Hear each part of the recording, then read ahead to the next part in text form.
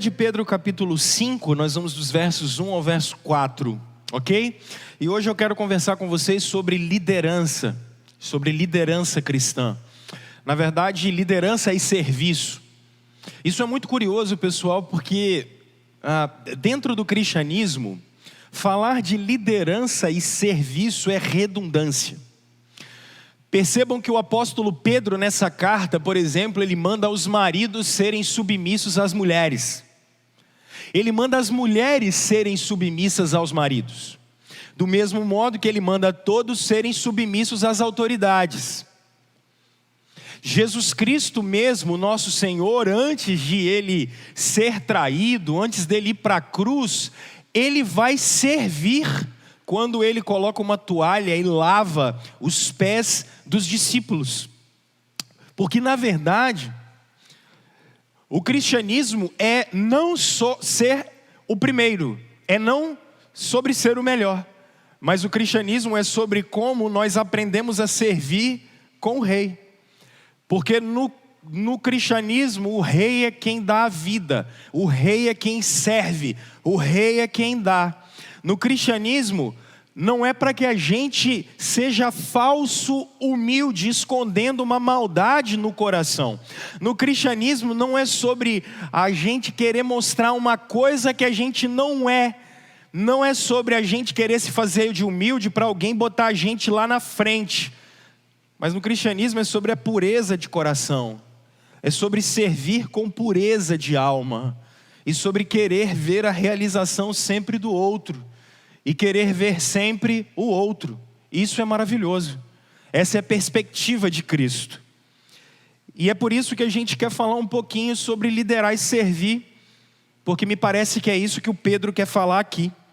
Percebam essa conjunção explicativa do Pedro quando ele começa no verso 1 dizendo, portanto.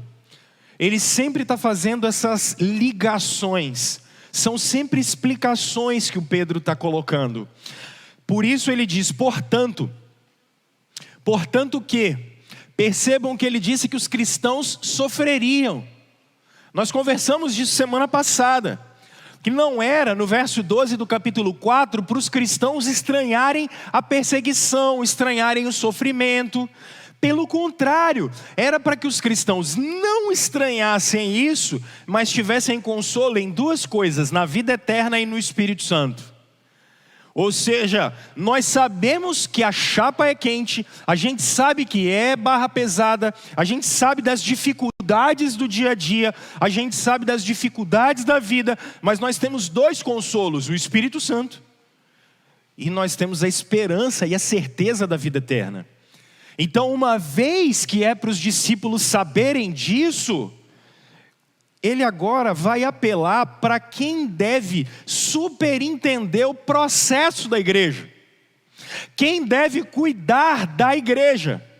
Por isso a carta do Pedro agora ela já vai para o final. Ele vai fazer essa situação com os presbíteros do verso 6 em diante. Ele vai falar de humildade a partir dos jovens do verso 5 em diante. E a partir do verso 12 ele vai fazer uma saudação final. E o que ele está falando aqui agora é o seguinte. Portanto, apelo aos presbíteros que há entre vocês, e o faço na qualidade de presbítero como eles e testemunha dos sofrimentos de Cristo, como alguém que participará da glória a ser revelada.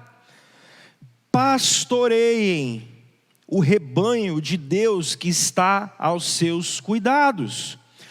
Olhem por ele, não por obrigação, mas de livre vontade, como Deus quer. Cadê? Aqui. Não façam isso por ganância, mas com desejo de servir.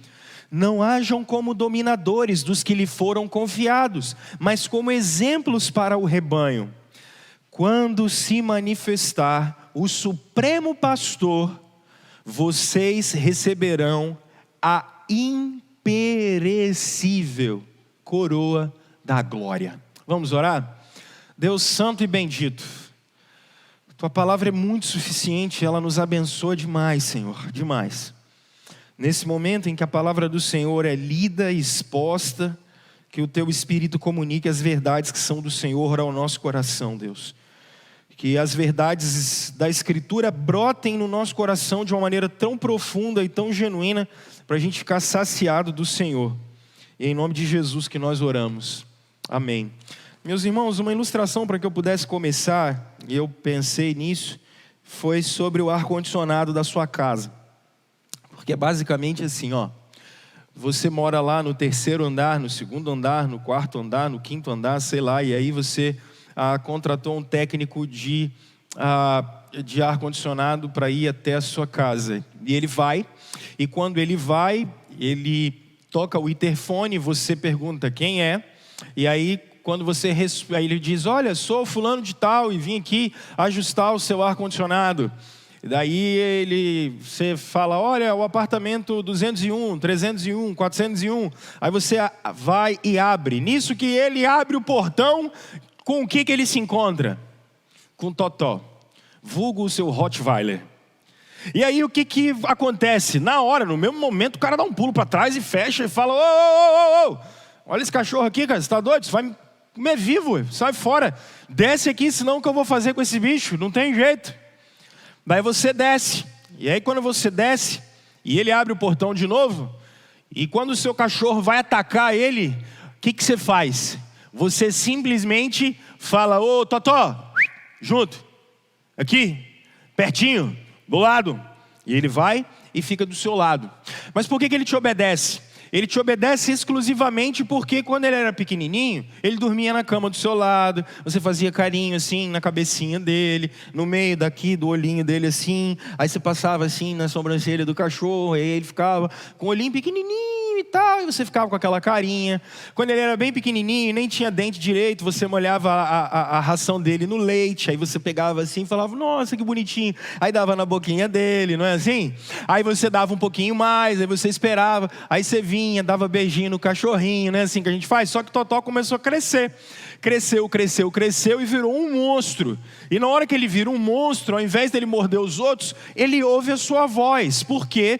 Porque ele ficou com você tanto tempo que não tem como. Quando você fala, ele obedece os comandos que você dá.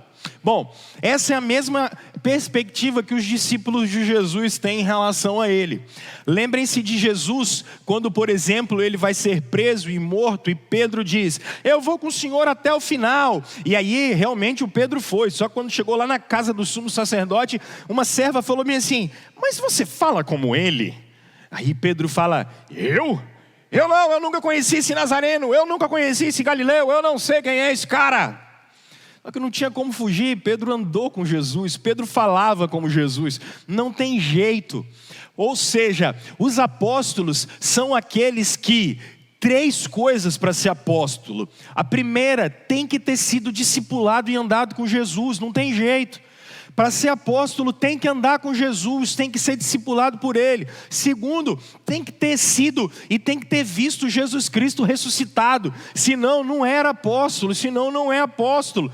Terceiro, para ser apóstolo tem que ter recebido de Jesus uma incumbência de continuar o legado da história do Evangelho. Então, automaticamente, deixa eu tirar e descortinar uma coisa em você. Não existe apóstolo hoje. É porque eu já vi até patriarca na igreja brasileira. Tem até patriarca. Daqui a pouco eles devem aparecer com um semideus aí, alguma coisa desse gênero. Deve aparecer alguma... Aqui no Brasil, é muito provável que daqui a pouco apareça uma 4ª pessoa da Trindade. Os caras vão inventar alguma coisa. Porque aqui é demais, o negócio é complicado. Já vi umas coisas muito doidas. Eu já vi nego sendo ungido apóstolo, os caras num chifre cheio de óleo e meleca o cara inteiro, uma zona, uma zorra. Não tem apóstolo hoje. Apóstolo foram os 12. Judas morreu, Matias entrou no lugar. Tiago morreu, entrou Paulo. Como um nascido fora de tempo, ele fala. Ou seja, o texto aqui, o Pedro está se colocando como um apóstolo, mas o Pedro está se colocando também como um presbítero.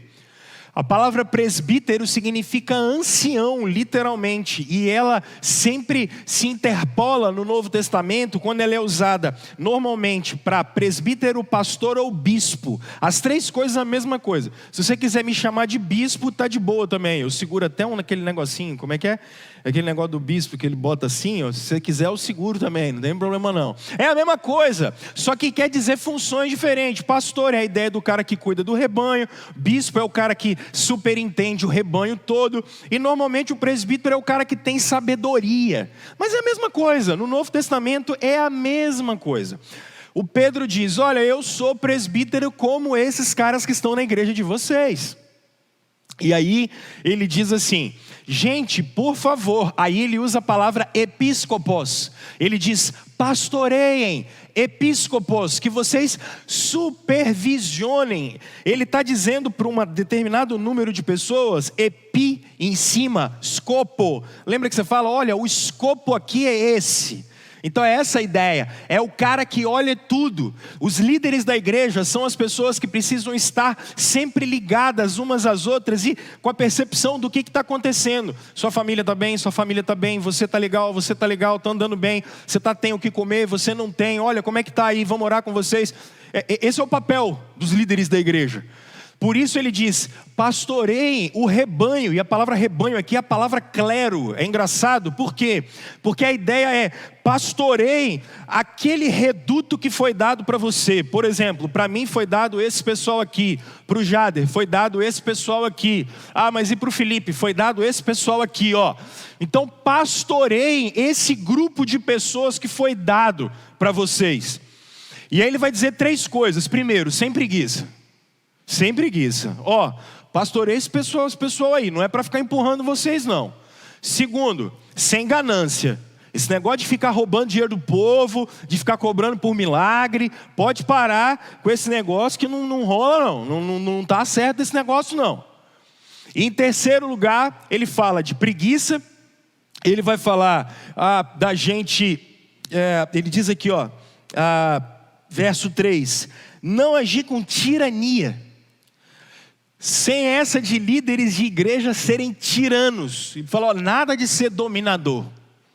E aí ele vai terminar dizendo assim, olha, porque quando Jesus Cristo, o supremo pastor, ele já falou isso no capítulo 2, o supremo pastor de vocês se manifestar, vocês vão receber a coroa de glória.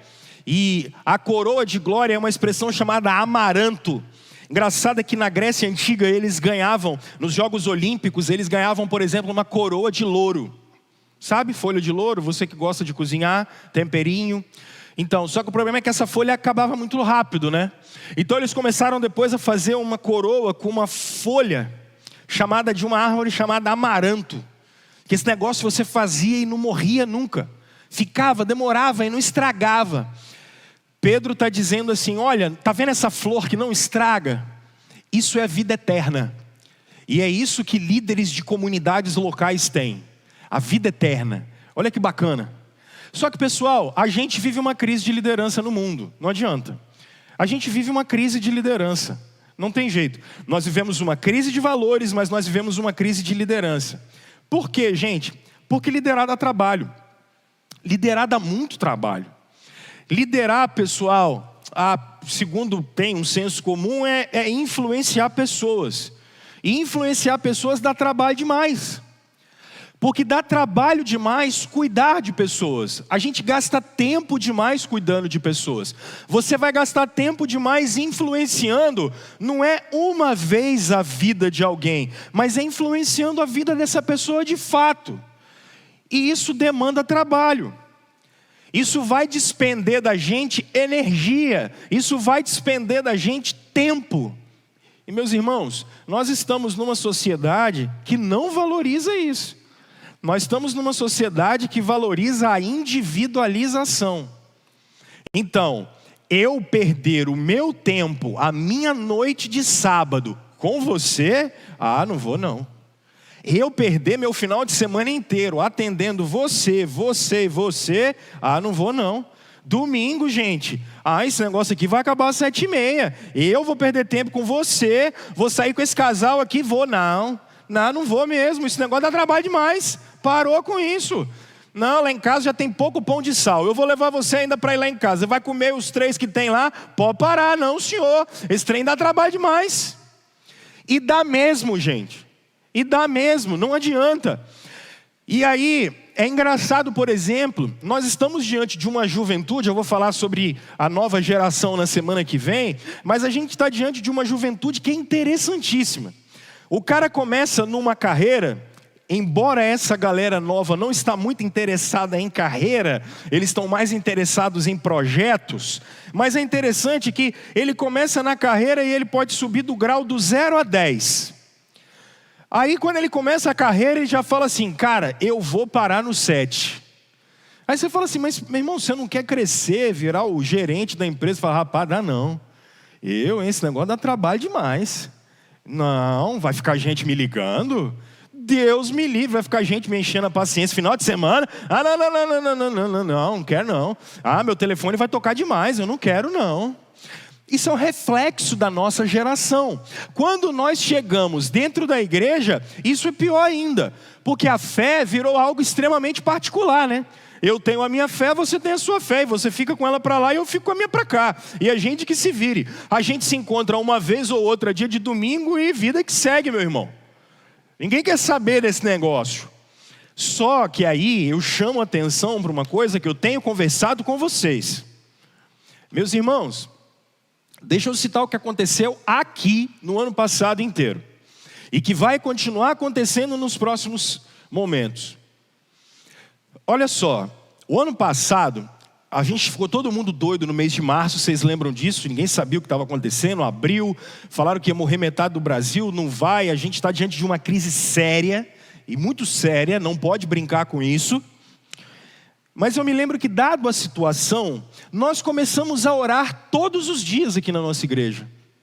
Todos os dias, de segunda a sexta, meio-dia, estávamos orando, todo dia. A gente abriu o grupo lá e, gente, aparecia gente eu não sei de onde. E aparecia gente, e a gente orava. E o que me chamou a atenção naquele período, me lembro de conversar com as nossas equipes, que estavam trabalhando muito naquela hora, falava, olha, abram o olho que nós temos uma igreja antes do Covid e nós vamos ter uma igreja depois do Covid. Vocês não tenham dúvida disso. E a igreja pós-Covid é a igreja que vai reagir agora e que vai cuidar uns dos outros agora. Porque o que me chamou a atenção?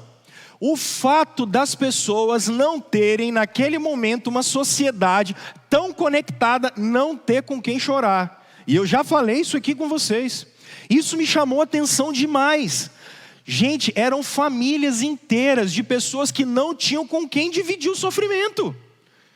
E eles iam e se encontravam com a gente, meio-dia, às vezes gente no hospital. Nós chegamos a orar, pergunta para quem estava com a gente, nós chegamos a orar falando assim, olha aqui gente, minha mãe no hospital. Era ou não era? Porque as pessoas não tinham com quem sofrer, cara. Elas não tinham relacionamento com ninguém. Gente que perdeu pessoas e não tinham. Por isso que hoje quando você vê a gente fazendo essa curva, não acha estranho não. Não acha estranho, é porque a gente está tentando reagir e ler o nosso tempo. Por isso, quem vai cuidar de uma igreja local é de suma importância. Porque, meus irmãos, essa semana eu estava tendo acesso a uma pesquisa que foi feita no Brasil. 97% das pessoas não gostam do culto online. E elas estão doidas para voltar para o presencial. Muitas estão aqui, a gente tem deixado muito claro, por exemplo, para vocês, que é para se você quer vir, você vem, você tem esse direito, se você não se sente seguro, que você fique em casa, tranquilo, tranquilo. Isso me chama a atenção porque eu tenho certeza que na volta ao normal, as pessoas vão estar loucas para se relacionar de novo. Elas vão estar, não tem aquela brincadeira que a gente faz, vontade de aglomerar? Vai estar todo mundo louco para fazer isso. Então, se a gente não se prepara para receber essas pessoas. Essa semana eu recebi uma pessoa, isso aqui eu estou falando, de manhã, à tarde eu faço algumas reflexões, essa semana eu recebi alguém que me procurou para falar assim, ó, pastor, eu quero me batizar. Hã? Eu quero me batizar. Mas espera aí, olha a cabeça do crente. Eu tenho que pregar primeiro, não? Não é assim, eu prego, você converte. Não, cara. A gente está colhendo coisa que a gente nem plantou. Eu quero me batizar, eu quero ajustar minha família, eu quero ajustar minha casa. Eu parei e falei, Jeová, o que está acontecendo? Ou a gente se prepara, ou a gente leva comunidades locais a sério, porque eu tenho falado, Jesus não vai voltar pelo Wi-Fi. Comunhão não se dá pelo Wi-Fi, nem pelo 4G, ou pelo 5G, ou pelo 18G. Não se dá. Isso aí é uma coisa que acabou ficando mais forte. Eu sei que, por exemplo, o mercado de entrega, ele aumentou muito, e aumentou mesmo. Ele vai aumentar, é claro, a gente descobriu que não precisa mais no mercado. Agora, as pessoas descobriram que precisam de pessoas. Pessoas descobriram que precisam umas das outras. Como nunca a gente descobriu isso. E aonde é o lugar em que essas pessoas podem viver, serem acolhidas, acolher, abraçar, estar junto, uma vai cuidar da outra. A gente trabalha isso aqui como sendo família estendida. Como é que a gente vai fazer isso? Isso é igreja. E é por isso que é necessário, já desde o primeiro século, nós termos uma liderança bem estabelecida, que vai cuidar dos princípios da igreja, que vai cuidar das pessoas da igreja e que vão pastorear a igreja. Isso aqui é muito importante, gente. É por isso que, diante do texto que a gente viu, percebam que o apóstolo Pedro, ele está dizendo uma coisa muito grandiosa. Os líderes da igreja, em primeiro lugar, eles continuam o legado dos apóstolos. Percebam o verso primeiro que o apóstolo Pedro fala. Ele diz, portanto, eu apelo para vocês, presbíteros, eu, presbítero como vocês. Dá uma olhada na escritura. Olha Atos capítulo 14. Rapidinho. Isso para vocês que estão chegando na igreja presbiteriana agora. O nome presbiteriano vem daqui, ó. Olha Atos capítulo 14. Olha o verso 23.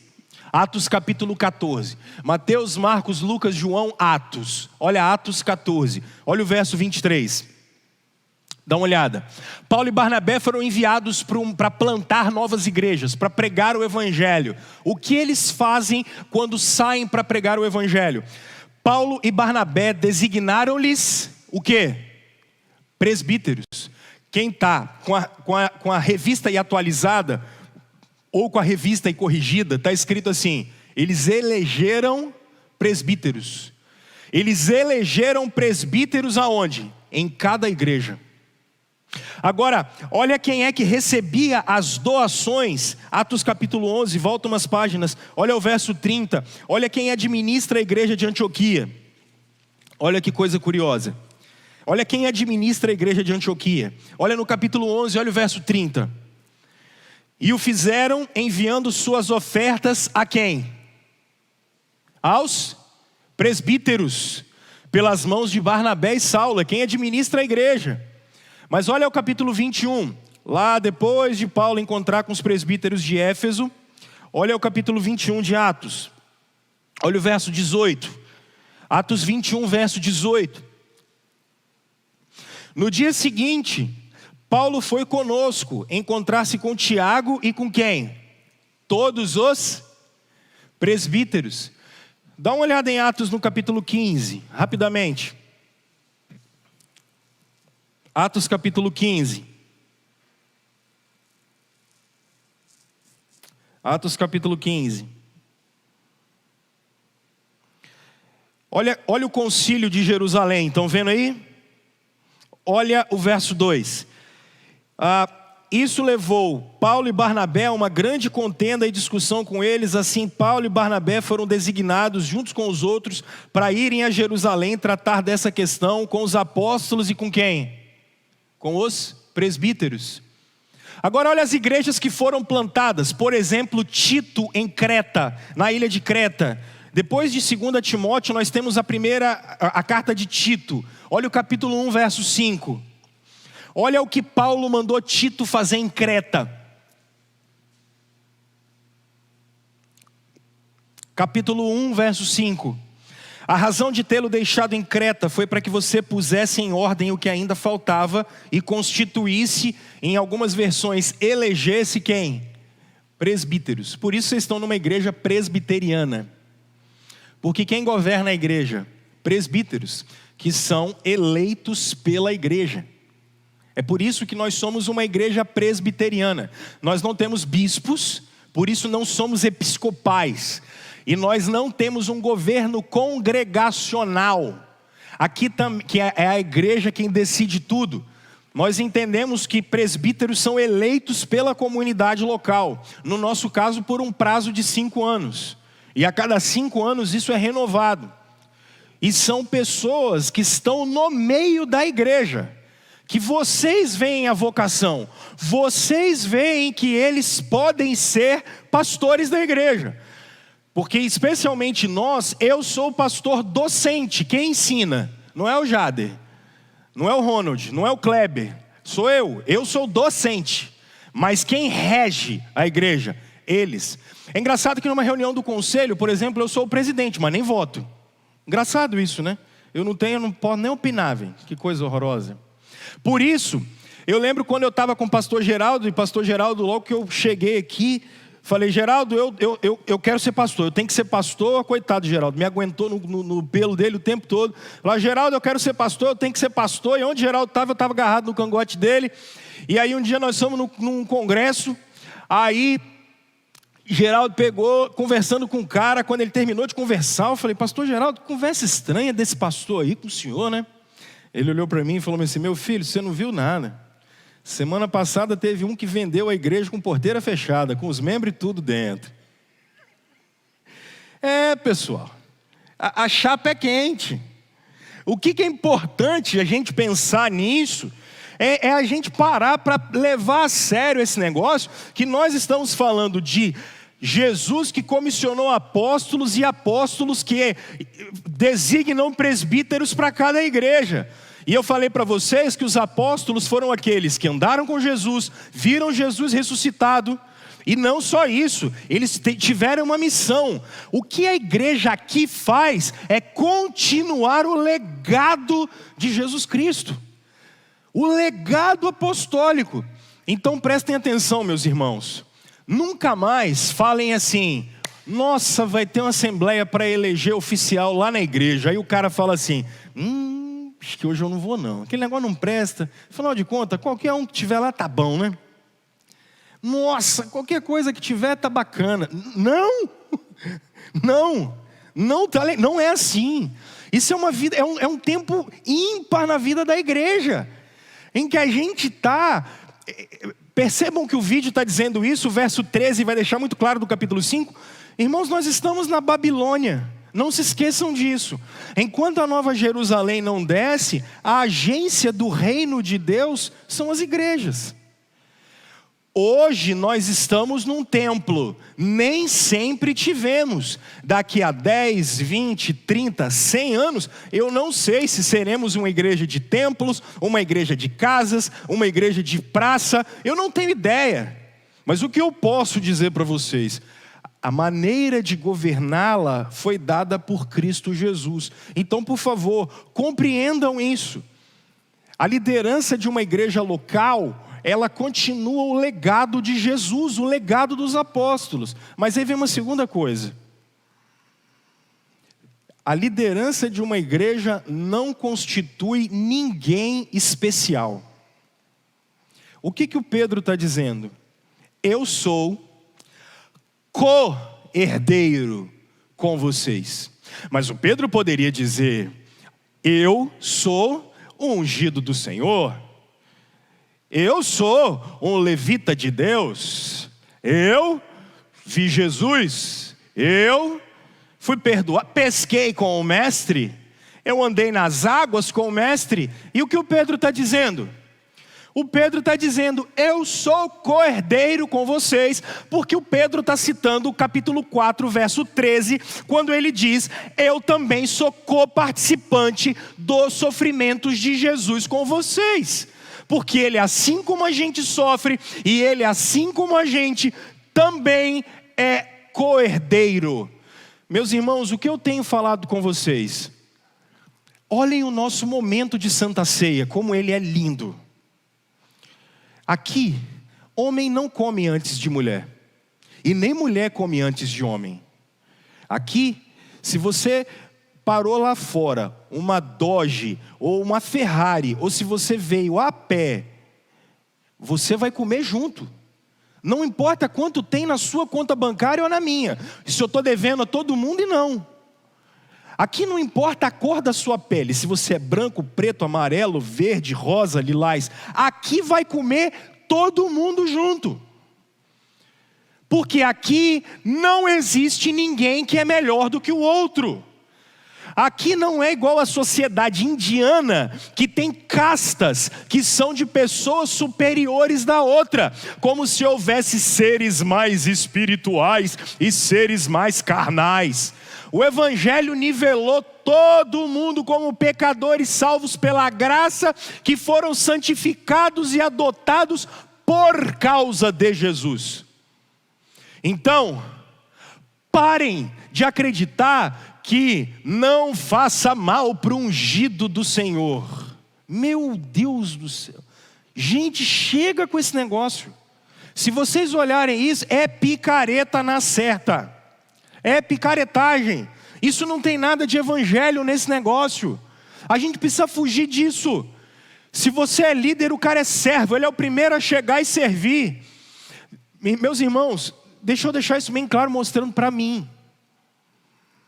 Eu não sou melhor do que vocês e nem tenho uma posição especial a de vocês, porque eu estou aqui na frente pregando e porque eu sou pastor e fui ordenado. Eu sou tão pecador quanto vocês, sou tão falho quanto vocês, posso cair tanto quanto vocês.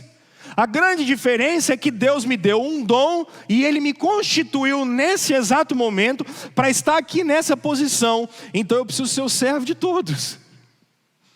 Senão não está certo. E quando nós olhamos os líderes da igreja, alguns movimentos nós fizemos aqui foram intencionais. Por que a gente não tem cadeirinha bonitinha aqui na frente? Porque tem que estar todo mundo sentado aí, inclusive eu, inclusive o Jader, inclusive o Felipe, inclusive o Gil, tem que estar todo mundo sentado aqui, ó. Porque só tem um pastor. Só tem um, não tem ninguém especial nesse negócio não. E por que eu não estou aqui de terno? Aí você fala assim, porque você não gosta. É também. Mas não é só por isso. Eu sempre tenho falado com vocês. Qual é o único lugar que vocês vão que pessoas estão de terno além da igreja? Que os caras usam o mesmo terno toda semana também. E ainda fala assim, tem que ser o terno para a glória de Deus, porque para Deus tem que ser o melhor, não é assim? Misericórdia, exegesezinha de cultura ruim. O único lugar que vocês veem alguém de terno é no fórum, gente. E vocês odeiam ir lá porque estão sendo processados. A gente é todo mundo igual aqui. Não tem ninguém melhor do que ninguém. Aqui é todo mundo segurando o outro. Aqui ninguém solta a mão de ninguém. É assim que tem que ser. Todos somos iguais.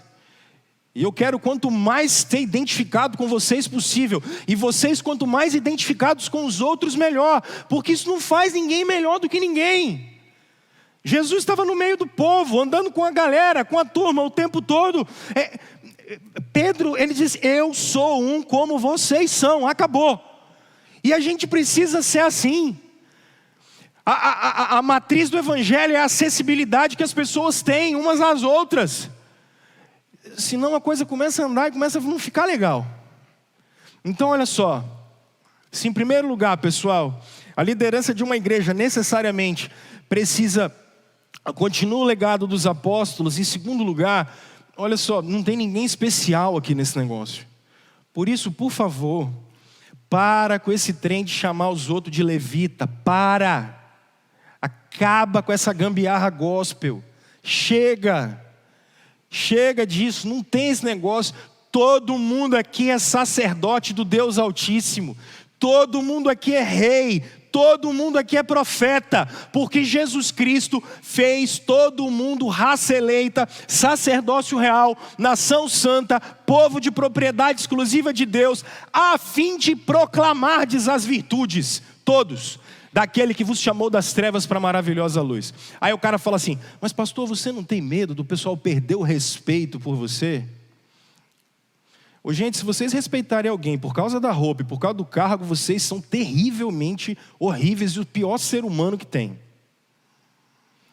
As pessoas respeitam as outras pelo que elas são, pelo caráter delas, e não por causa do crachá, e não por causa da vestimenta.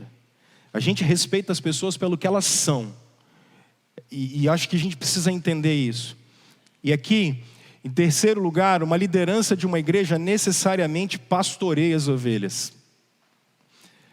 Essa visão é de Ezequiel capítulo 34, do pastor e das ovelhas, de João capítulo 10, quando Jesus usa essa mesma visão do pastor que pastoreia as ovelhas. Meus irmãos, deixa eu tratar algumas coisas com vocês, por favor. Número 1 aqui. Líderes de igreja dão alimento e não entretenimento. Isso aqui é a coisa mais séria que tem. É sobre alimentar. É sobre você sair daqui impactado pela palavra de Deus, e não pelo pastor, e não pelo louvor, e não pela retórica. É você ser impactado pela palavra de Deus. Então, entretenimento, isso não é lugar de igreja. Igreja não é lugar de entretenimento. A gente tem umas luzinhas, mas elas estão por causa da câmera, do pessoal que está em casa e tal, mas não é boate, entende? Não é boate, não é lugar de entretenimento, é lugar de alimento. É lugar de ser cheio de Deus, ok? E aí deixa eu falar uma coisa para vocês. Eu acho que, em primeiro lugar, a ovelha, meu irmão, não é produto. Isso aqui é sério, ovelha não é produto. Como eu falei com vocês, do cara vender a igreja com a porteira fechada. Não existe isso. Algumas coisas que aconteceram nessa pandemia são muito interessantes. Alguns pastores dizendo assim: tem que abrir a igreja, tem que abrir a igreja, tem que abrir a igreja. Mas por quê? Porque a arrecadação caiu. Espera aí, aí não é igreja. A arrecadação caiu? Não, senão como é que nós vamos sustentar a estrutura? Espera aí, meu irmão. A questão agora não é sobre grana, não é sobre dinheiro. É sobre como a gente vai cuidar da galera. Se tem dinheiro ou não. Não abre igreja, não fecha igreja, não é porque não tem dinheiro ou tem dinheiro, porque paga conta ou não paga conta. Ovelha não é produto. Ovelha não é para ser contada, é para ser cuidada. E não para ser contado: esse irmão aqui, esse aqui tem um dízimo bom. Não, esse aqui não tem. Parou, meu filho. A história é essa. Mas aí vem uma outra coisa. Ovelha não é consumidor, né? Ovelha não é consumidor e nem cliente. Tem uma turma que fala assim: não, o negócio não está como eu gosto, então eu também esse mês eu vou reter o dízimo na fonte. O negócio não está do jeito que eu gosto, a administração não está boa. Eu já vi uns negócios assim, tá? Eu já vi umas coisas do arco da velha em igreja. A turma não é fácil, cara. Vocês não são consumidores. Eu não sou consumidor da fé. Essa relação não pode existir. Uma vez numa reunião de conselho, um presbítero mais experiente falou que ele estava numa reunião de conselho, que uma vez um presbítero chegou para o pastor e falou: aqui na igreja, ele pegou o salário do pastor, dividiu por 4 e falou: aqui na igreja cada sermão do pastor vale tanto. Oi, gente, eu acho que se o cara fala um negócio desse comigo, eu jogo ele aqui de cima, lá embaixo. Se o cara fala um negócio desse comigo, eu saio de mim, cara. Eu perco a paciência, eu não consigo não. Lidar com um demônio desse eu não consigo não. Isso aí não consigo não. É gente muito ruim, gente. É gente com coração ruim demais, pelo amor de Deus. Você quer algum... Que história é essa? Você é doido? Virou algum consumidor aqui de produtos? Você quer o Leroy Merlin? O Carrefour? Você está doido? Não, hein? E outra coisa, ovelha não é parasita, né, meu filho? E fica aí, tem uns caras que tem, igual o Juliano está sentadinho aqui, tem um lugar marcado. Se alguém chega e está sentado no lugar dele, ele para do lado e fala: Vossa Excelência pode sair do meu lugar? Já viu? Tem uns irmãos de igreja que são assim, eles marcam o lugarzinho dele e não sai, só ele senta ali. Isso é um parasita, meu filho, do tamanho do mundo. É outra casta que só sai com jejum e oração. Isso é complicado, é complicado. Mas por outro lado, gente, líder de igreja não é empregado, né? Da turma, não é empregado. A gente precisa entender isso. Não é empregado, mas também não é coach e não é gerente. A gente precisa entender esse negócio, essa relação. Líderes são servos de uma comunidade. Líderes são servos de uma comunidade. Por isso eles merecem honra. Mas não é só isso, gente. Porque aqui deixa eu tratar a maneira com a qual se deve liderar. Primeiro, sem preguiça. Não pode ter preguiça. Preguiça não rola. Não dá. Porque vocês têm muitas dificuldades e uns e os outros têm muita dificuldade. Então, não dá para ser preguiçoso. Mas, por outro lado, não dá para ser ganancioso. Ô, gente, tem tanta igreja que o pessoal só quer saber do dinheiro da turma, pessoal. Só quer saber do dinheiro. E oferta para cá, e oferta para lá. E uma oferta da bênção do lado de cá e do lado de lá. Ô, gente, para com isso. Isso é empresa. Isso é empresa. E isso é o capitalismo, que é uma bênção, levado ao extremo. Mas por quê? Porque é uma empresa que não paga imposto, vende um produto fictício, que é um danado de um milagre, você não sabe qual é. Você tem que pagar para receber o milagre. Aí quem dá 100 sentar na frente, quem dá 50, 100 no meio, quem dá 10 sentar atrás e quem não dá nada vai morar com Satanás. Aí o cara pega, faz um negócio desse, só que você não recebe o produto. Porque o milagre não chega. Eu tenho uns familiares que já devem ter uns 30 anos que o milagre deles está chegando. Um dia, meu Deus do céu. Só que quando não chega, de quem é a culpa? É sua, porque você não teve fé. Cara, esse é um negócio dos céus. Quem é que consegue conviver? Quem é que consegue conviver com um negócio desse? Isso é uma mina, é os ovos de ouro.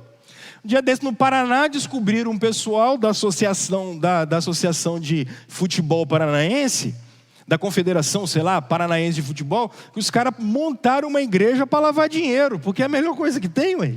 Virou negócio. Percebe? Não dá para ter ganância. Quando você começa a ver essa pedição de dinheiro, sai fora desse negócio. Para. Isso não é igreja, isso virou empresa. Dízimo, oferta, esse negócio tem que ser voluntário do seu coração, com regularidade, porque você faz segundo a prosperidade que Deus te dá. Isso é você e Deus, ninguém tem que ficar, olha meu irmão, agora é o dia do milagre, agora é o dia da bênção, vamos lá, quem vai... Parou, isso é lobo, velho. Isso é lobo. Eu estava lembrando, eu tomava conta de uma congregação, era uma confluência de bairros, e 3 bairros muito pobres em Minas, lá em Belo Horizonte, lá em Lagoa Santa. Eram bairros muito pobres, e atrás da nossa igreja lá, tinha uma igreja que era uma família, resolveu montar uma igreja. Eu estava lembrando disso, foi muito legal. O pessoal era muito pobre, mas muito pobre, eram 3 bairros muito pobres. Só para vocês terem uma ideia, domingo de manhã na escola bíblica a gente atendia um monte de criança, era muito interessante. O pessoal era muito pobre. Aí teve uma família que chegou na igreja e me contou o que tinha acontecido no Natal anterior. No Natal anterior eles pegaram, foram lá, e aí começaram a ir nessa igreja que foi plantada lá por essa família que funcionava na casa deles. Aí deram até as calças de oferta, e depois acharam engraçado, porque a pastora lá da igreja, rapaz, a mulher comprou um tanto de brinquedo para os filhos, cara. Pegou o dinheiro de quem não tinha, em benefício próprio. Sai fora desse negócio, gente. Sai fora disso. Tá cheio por aí de enganador. E o pessoal abusa mesmo da fé da rapaziada. Sai fora desse negócio. Terceira coisa, sai fora de tirania. Tirania. Você quer ver como é que funciona a tirania? Você está debaixo da proteção espiritual. É um monte de enganador, né? Aqui, cuidado. Você está debaixo da minha proteção espiritual, meu irmão. Dependendo de onde você vai, aqui ó, negócio, olha como é que os caras agem, olha só, olha um monte de águia. Aqui é o seguinte, tá todo...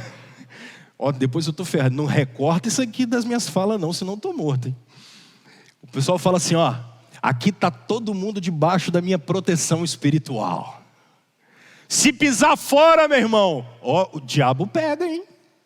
O diabo. Isso é tirania, do medo. Conheci um rapaz que ele foi disciplinado na igreja dele 47 vezes. Uma porque ele foi de chinelo, outra porque ele foi de regata. É só essas disciplinas boas. Arrancando o cara da Santa Ceia por causa disso. No final das contas ele falava: pô, Rômulo, eu ia para a igreja, eu já era disciplinado. Só por aparecer lá, eu saí da igreja. Isso é tirania. Tirania do medo. O cara bota medo nas pessoas. Ele bota medo. Ele fala tanto do diabo, mas tanto do diabo, mas tanto do diabo, que não tem espaço para Deus. Você vai na igreja, você sai de lá, você fala: rapaz, o cara está vendo demônio assim, ó. Ele fica doido, ele fica maluco. Porque só se fala no diabo, só se fala em demônio, só se fala em opressão, e só se fala que se ele der um passo em falso, porque aqui é só aqui na obra que tem o Espírito Santo. Se você estiver fora daqui, aqui não tem o Espírito Santo em outro lugar não, meu irmão. Gente, isso é tirania. Você não tem leveza do Evangelho, de um Espírito que te invadiu e te fez nascer de novo, e você é livre porque o Redentor pagou o preço para você. E se Deus que podia te condenar não te condenou, tem um monte de lobo filho do inferno prendendo a consciência das pessoas. Vocês têm noção da seriedade disso? Quantas consciências estão cativas pela opressão da religião desses filhos do diabo? Isso sim é filho do diabo. Porque Jesus trouxe a gente para a liberdade. Jesus trouxe a gente para a leveza de servir a Deus por amor. Por vocês estarem aqui, amando fazer o que está fazendo. Para vocês chegarem em casa e fazer cartinha para o pessoal do PA. E chegar para os seus filhos e orar com eles e falar assim: olha, Jesus Cristo vai abençoar essa gente. De você, porque cometeu pecado por vacilo, por negligência, por falta de caráter. Mas quando o Espírito Santo bate na sua porta, você se arrepende e não tem aquele peso da religião nas suas costas, porque você sabe que para o arrependido tem perdão. Mas eu vejo às vezes, eu vejo irmãos assim, falando coisas comigo do tipo assim: não, eu fui disciplinado. Aí eu falo assim: tá bom, cara, beleza, disciplina é bíblico, tá? E às vezes a igreja tem que disciplinar alguns irmãos mesmo, isso é fato. Mas aí eu ouço alguns irmãos falando assim: não, eu fui disciplinado e tal. Eu falei: cara, mas você já se arrependeu, você confessou seus pecados? Não, já confessei já. E tiraram você da Santa Ceia mesmo assim? O cara fala: não, me tiraram. Eu falei: mas peraí, gente, como é que eu tiro um arrependido da comunhão com Jesus? Como se disciplina fosse para castigar pessoas e não chamá-las ao arrependimento. O cara está disciplinado, ele está arrependido. Eu vou fazer o quê? Não, agora você está arrependido, então eu vou crucificar Jesus de novo, botando você em disciplina. Você está louco? Você vai anular a cruz de Cristo? Porque disciplina de igreja não é para ficar mantendo membro debaixo do cabresto, não. A gente é reformado. O papel da igreja não é ficar fiscalizando a vida das pessoas. O papel da igreja é profético, falar contra o pecado. E é o Espírito que fala na cabeça de vocês. Nós somos reformados, irmãos. Me perdoem outros tipos de igreja que existem por aí, mas aqui é na base da consciência de vocês. É liberdade pela consciência. Se o Espírito de Deus não te convence, eu vou convencer vocês? Ah, você está doido, né? Isso não existe. Se você não fica constrangido por causa do amor de Jesus, eu vou constranger você, porque eu vou dizer que você vai ficar fora disso, daquilo ou daquilo outro. Ah, isso é pagão, isso é paganismo. Isso não tem nada de doutrina bíblica, não tem nada de evangelho nisso, não tem nada da liberdade em Jesus. Ou vocês são santos porque vocês amam o Salvador de vocês, ou, meus irmãos, vão servir ao mundo, gente. O que vocês estão fazendo aqui? Vai ficar com medo de mim? Um porqueiro igual vocês? Para com isso. Não, senhor. A gente serve a Jesus Cristo. Então tirania, não tem lugar para tirania na igreja. E fiquem ligados nesse negócio. Porque crente vira tirano daqui para ali, ó. É assim. E crente gosta de tirania. A gente gosta de subir o convento de joelho. A gente gosta de fazer procissão. A gente gosta de pular 7 ondinhas, porque o que crente quer é que é o esforço dele que tem que valer. no Evangelho é sobre o que Cristo faz, é sobre a liberdade que temos em Jesus. Quarto, líderes cristãos entendem que o pastor da vida da gente é Jesus Cristo. Olha o que Pedro diz: quando o supremo pastor se manifestar. Meus irmãos, eu queria depois que vocês chegassem na frente do espelho, se eu fosse de alguma igreja mais carismática, eu ia olhar e falar assim: vira para o lado e fala com o irmão que está do seu lado aí agora. A Angélica já está dizendo: não, né? Eu também não gosto desses negócios, não. Vira para o irmão que está do seu lado e fala: vira não, um constrangimento desnecessário. Mas tá bom, vamos lá, vamos respeitar os outros. Mas o pessoal fala assim: olha só, gente. E que se olhasse no espelho depois e falasse assim: meu pastor é Jesus Cristo. Meu pastor é Jesus Cristo. Não adianta ficar na sua sala com o Salmo 23 aberto, sem o Salmo 23 estar no seu coração e você entender esse negócio. Jesus Cristo é o meu pastor e nada vai me faltar. Jesus Cristo é o meu pastor. Meus irmãos, quem é que governa a igreja? Jesus. Através de quem? Do Espírito. E qual é o meio? A palavra. Fato. É assim, vocês não sabiam que esse é o governo da igreja? Quem governa a igreja é Jesus, por meio do Espírito, através da palavra. É por isso que a gente é o povo que se chama povo da palavra. Porque a gente entende que quando a Bíblia fala é Cristo falando. A gente entende que quando a gente abre a Escritura é a voz de Cristo falando. Só que olha só, infelizmente nós tiramos Jesus da nossa vida e tiramos Jesus da vida da igreja. Meus irmãos, enquanto nós estamos aqui cultuando, quem é que está comunicando vida no coração de vocês? Não é o fundinho do teclado, não é o solo do contrabaixo, do violão, da bateria. Não sou eu. Quem cuida de vocês é Jesus Cristo. Quem ouve a voz de vocês é Jesus Cristo. E aqui, se você não sabia, eu posso cair, o Jader pode cair, a Angélica pode cair, o Felipe também, mas a única pessoa que não vai desamparar vocês em nenhum momento é Jesus, porque eu posso até esquecer do seu aniversário e não te ligar, mas Jesus não esqueceu. No momento de desespero, eu posso até falhar, o Juliano pode falhar, a Eula pode falhar, todo mundo pode falhar, agora Jesus não vai falhar.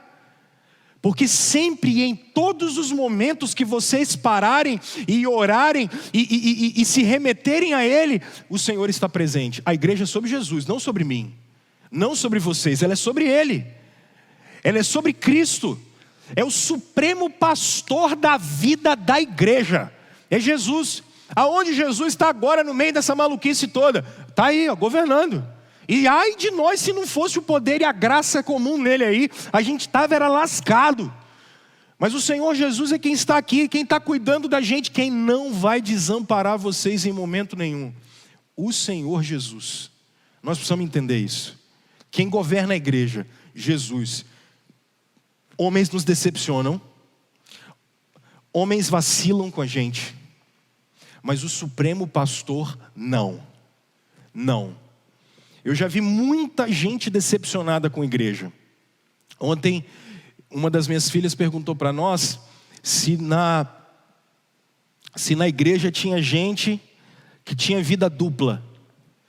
Pessoas que são uma na igreja e outra do lado de fora. Pai, existe gente que é um na igreja e outro do lado de fora? Se tem. Tem um bocado de gente que é uma aqui dentro, uma com as pessoas do lado de fora e a outra com a galera dentro de casa. Mas Jesus é o mesmo. Jesus é o mesmo. Por que nós viemos aqui? Por causa de Cristo. Por que temos comunhão? Por causa de Cristo. Por que a gente apoia um ao outro? Por causa de Cristo. O que nós estamos olhando? A volta de Cristo. É sobre Jesus. Quinto e último, gente. Qual é a recompensa de quem lidera? A vida eterna. A vida eterna. A recompensa de um líder cristão é a vida eterna. Meus irmãos, eu já vi muitas pessoas amadas e no dia seguinte serem odiadas. Muita gente. Boa. Foi o cara dar um clique, um vacilo, ele saiu de mais amado, ou a mulher da mais amada para o mais odiado de todos. Isso é a coisa mais normal que tem. Isso é mais normal. Se você tem algum tipo de cargo na igreja, saiba disso, cara. Não espere recompensa de ninguém. Não espere reconhecimento de ninguém. Não espera tapinha nas costas. Pá. Não. Não vai dar certo. Olhe para Jesus e qual é a certeza que você tem que ter? Vida eterna. Eu tenho a vida eterna. Eu vou para a glória.